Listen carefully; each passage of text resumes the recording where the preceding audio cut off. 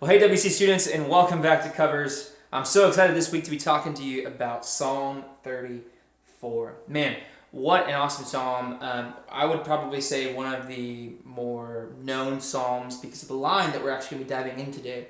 And that line is, "Come, taste and see the Lord is good." And I think I read this as almost like a dare.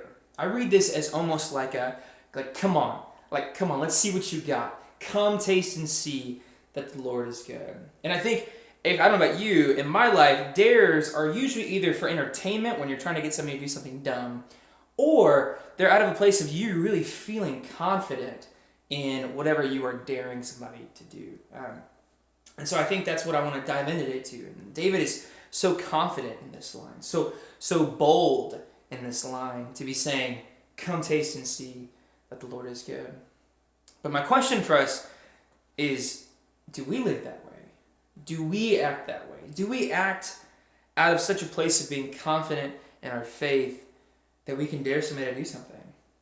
What does our life look like living in this confidence, living in this boldness? How does that change the way we live? Or rather, how does that change the way that we go about things? Especially like this COVID-19 stuff, right? It is so crazy. It's just a mess, right? And so what does it mean when we live out of that place of confidence that the Lord, come taste and see the Lord is good? Like that place of confidently knowing that God is good. What does that mean for us doing that? How do our lives change when we live this way? I think for me, the biggest change is worry. The biggest change is fear. The biggest change is that goes right out the door. And so our song today talks just about that. It's a song called "You Are My Champion." It's by a guy named Dante Bowe, I believe is how you say his last name, Bowe. This is not on Spotify. The song we're talking about today is not on Spotify. It's actually on YouTube. You can find it by searching Dante or "You Are My Champion," and then putting Bethel at the end of that, and you will be able to see the song. It's a beautiful, beautiful song. Bethel, Bella, and I are going to sing this for you in just a second. But I really want us to focus in on what it means that God is our champion. And not even what does it mean, but I actually want us to really let that sit with us today. I want us to really go into that and how that changes. So we're going to get right to it. Before we jump into this song, I want you to stop this video, as we've been doing so far in this series. And I want you to make a chart, okay? I want you to do 3 columns, all right? So one column, or left column, or right. That's your right. So anyways, column, okay? In those columns, I want you on the left side of your paper, I want you to put something that you're going through, something that has you worried, something that has you fearful, something that has you unsure. So put that, right, whatever those are, however many you have, put as many as you can in that column, okay? Then in your middle column, I want you to put "God is good" next to each one of those things, okay? God is good, God is good, God is good. And so then, almost like an equation, okay? So this fear, this worry, plus God being good equals what? Is that peace for you right now? I'm going to be okay. What is that thing? I want you to make that chart, and I want you to do all of that real quick, because I think at least in my life, when I tend to put things in perspective this way and then jump into singing a song or jump into focusing in on a song, I think it helps us go deeper into these songs. So I want you to do just that. Pause it, do that, and then come sing with Bella and I as we celebrate that God is our champion.